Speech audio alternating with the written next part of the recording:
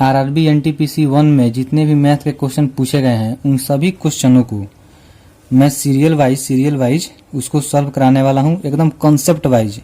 आप ये वीडियो देखिएगा, उसके बाद में क्वेश्चन लगाइएगा, देखिएगा आपका क्वेश्चन 100% लगेगा ही। तो देखिए क्वेश्चन को कैसे, मैथ के क्वेश्चन को कैसे सॉल्व करते हैं। तो देखिए पहला क्वेश्चन दिया है, यदि a प्लस बी प्लस सी बराबर 17 और a बी सी का वैल्यू 168 है, और यहाँ पे एक और वैल्यू दे दिया है A B plus B C plus सी ए का वैल्यू 94 है, तो A cube plus B cube plus C cube का वैल्यू निकालना है हमें। तो दिमाग दौड़ाना होगा यहाँ पर, क्योंकि अगर इसको स्क्वायर कर देंगे तो इसका स्क्वायर में आता है 2ab B plus 2bc plus 2c, यानी इसका वैल्यू। तो देखिए किस तरह सॉल्व करते हैं हम लोग। अगर a प्लस बी प्लस सी का होल स्क्वायर करते हैं हम लोग, तो इसका मतलब लिख दे रहे हैं हम A square plus B square plus C square plus 2ab plus 2bc plus 2ca। अब ध्यान से देखिएगा यहाँ पर कि अगर दो कॉमन निकाल देते हैं इसमें से हम लोग अगर दो कॉमन निकाल देते हैं तो क्या बचेगा, ए बी प्लस इसमें से दो कॉमन हो गया बी सी प्लस दो इसमें से भी कॉमन हो गया सी ए। ये का ये वाला जो है A square plus B square plus C square का ऐसे हो गया। और जब ए प्लस बी प्लस सी का स्क्वायर होगा यानी 17 का स्क्वायर होगा, तो 17 का स्क्वायर का वैल्यू होता है 289। याद करना पड़ेगा आपको, 289। अब देखिए, अब इसका वैल्यू, टोटल का वैल्यू कितना है, A B plus B C plus सी ए का वैल्यू, इसका वैल्यू है 94। तो 94 गुना यहाँ पे दो कॉमन किए हैं लोग, तो 289 बराबर A square plus B square plus C square जोड़ 2 गुने 94। तो 2 गुने 94 का वैल्यू कितना हो जाएगा, 4 दूना 8, 9 दूना 18, यानी 188। अब 289 बराबर A square plus B square plus C square का वैल्यू प्लस इतना हो गया। ई प्लस में है, इधर जाएगा तो माइनस में आएगा, यानी A square plus B square plus C square का वैल्यू कितना होगा। देखिए ये प्लस में है और इधर जाएगा तो माइनस में होगा।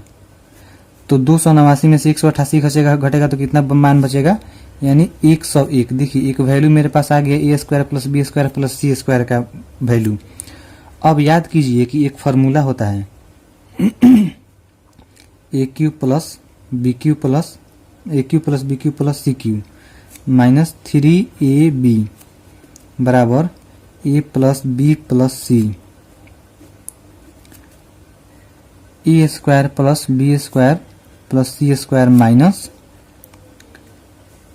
A B plus B C plus C A. ये इसका फॉर्मूला होता है। तो देखिए यहाँ पे 3ab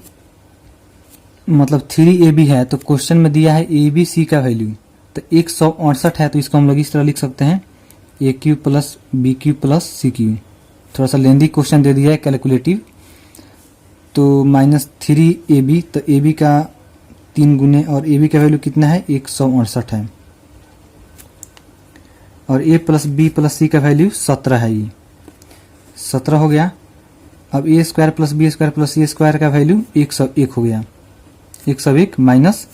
अब देखिए यहाँ पर a B plus B C plus सी ए का वैल्यू 94 है कि ना, 94 हो गया ये।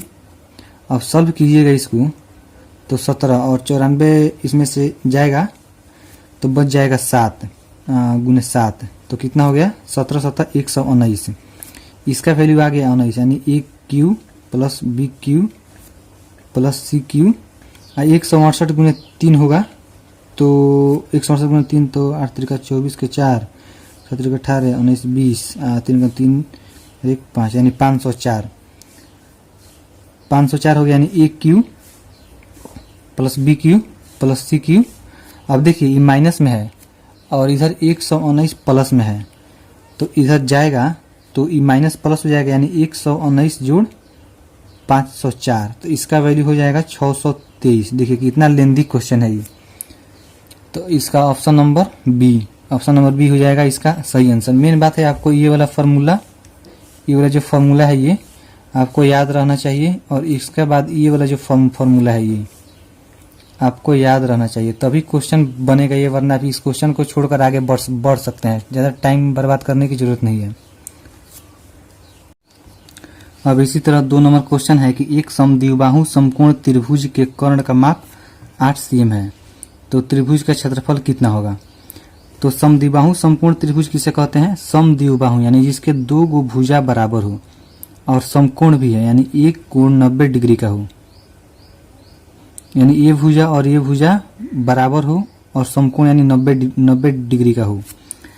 तो इसका क्षेत्रफल का फॉर्मूला हम लोग, समद्विबाहु समकोण त्रिभुज का क्षेत्रफल का फॉर्मूला होता है कर्ण स्क्वायर, इसको याद कर लीजिएगा, कर्ण स्क्वायर बटा 4। तो कर्ण का वैल्यू कितना है 8 स्क्वायर बटा 4। 8 को 2 बार लिखेंगे तो 4 से 1 8 2 मत में कट जाएगा और 2 बच गया उधर, 8 बच गया, यानी 16 cm स्क्वायर।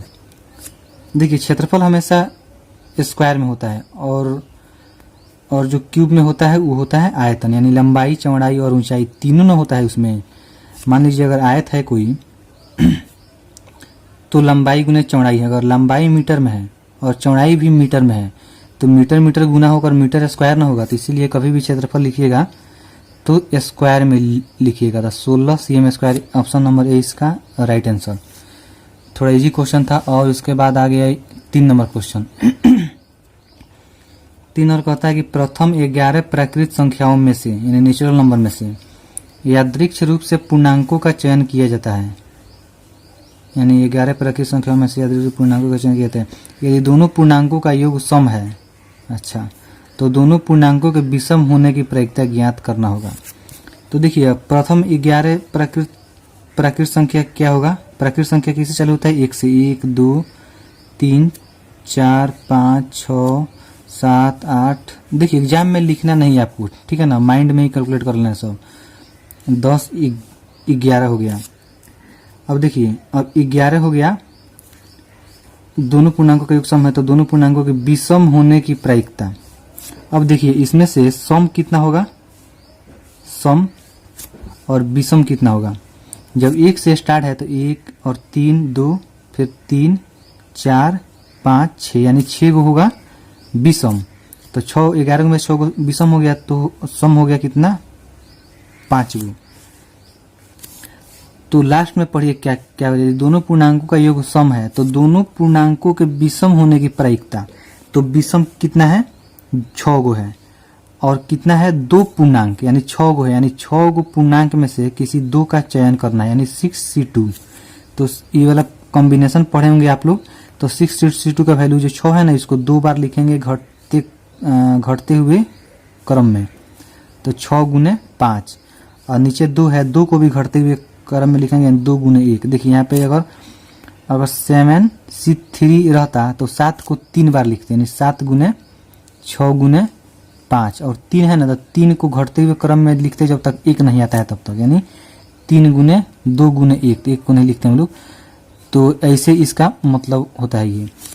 तो 6 से कट गया 3 मर्त में, यानी 5 15 गो टोटल संख्या हो जाएगा, यानी 15 संख्या से इसका कॉम्बिनेशन किया जा सकता है। यानी 6 गो विषम है ना, तो 6 गो विषम संख्या में से 2 गो का चयन कितने तरीके से किया जा सकता है 15 तरीका से। संख्या गलत हो सकता है चाहे ठीक ही है, 15 तरीका लिख सकते हैं, 15 तरीका।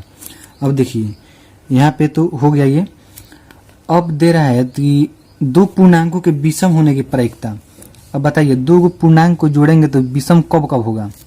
अगर कोई विषम संख्या है, विषम कोई संख्या है, अगर इस विषम संख्या में हम लोग विषम संख्या जोड़ देते हैं, जैसे 3 है और 5 जोड़ देते हैं तो 8 हो जाएगा, तो हो जाएगा सम।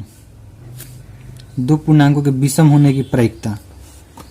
तो विषम 2 पूर्णांकों का योग सम है तो दोनों पूर्णांकों के विषम होने की प्रायिकता। तो विषम होने की प्रायिकता ज्ञात करने को बोल रही है। तो टोटल विषम कितना हो गया 15 तरीका से विषम संख्या का चयन किया जा सकता है। अब देखिए अब सम होने की प्रायिकता निकालते हैं हम लोग। तो सम कितने तरीका से हो सकता है, अगर 2 गो के विषम को जोड़ देंगे तो सम हो जाएगा।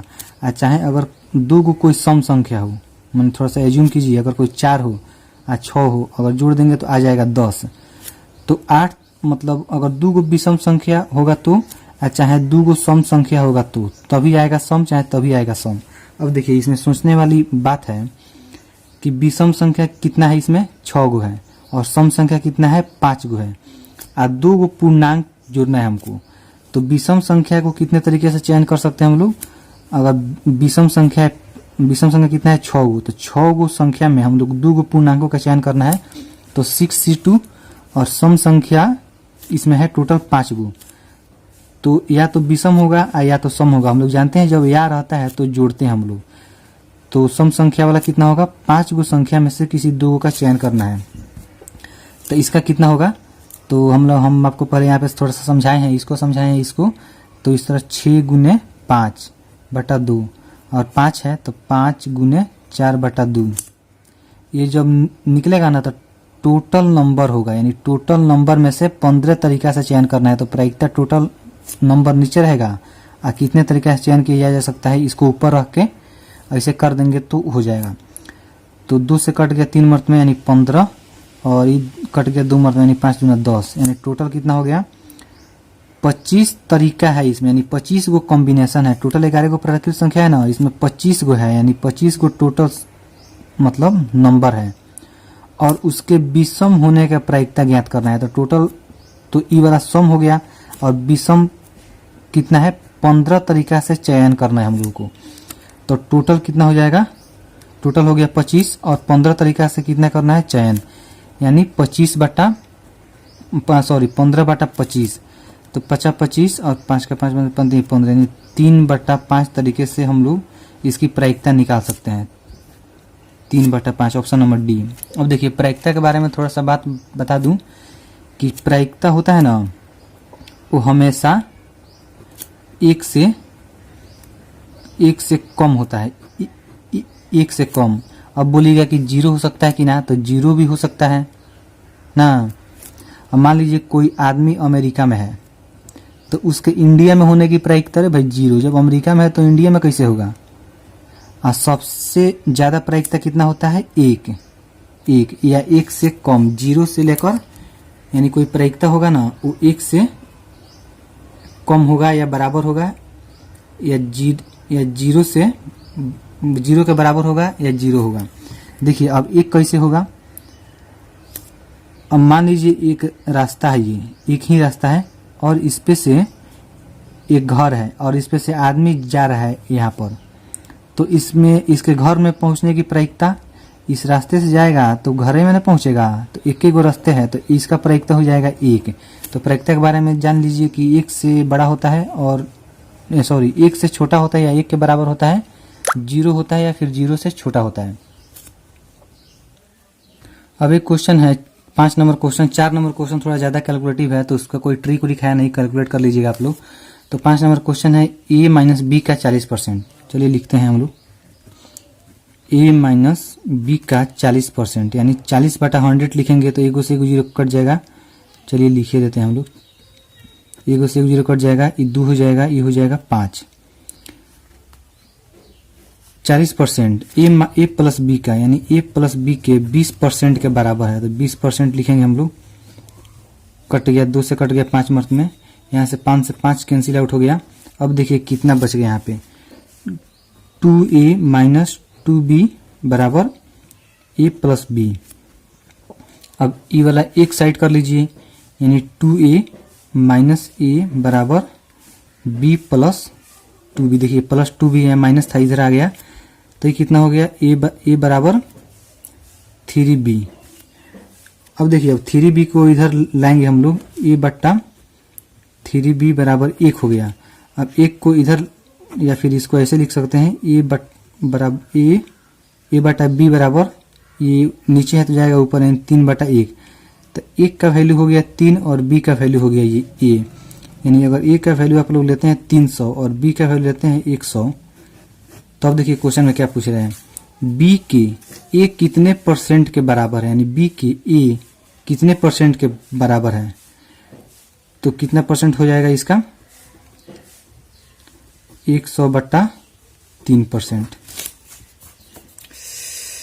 ऑप्शन नंबर सी।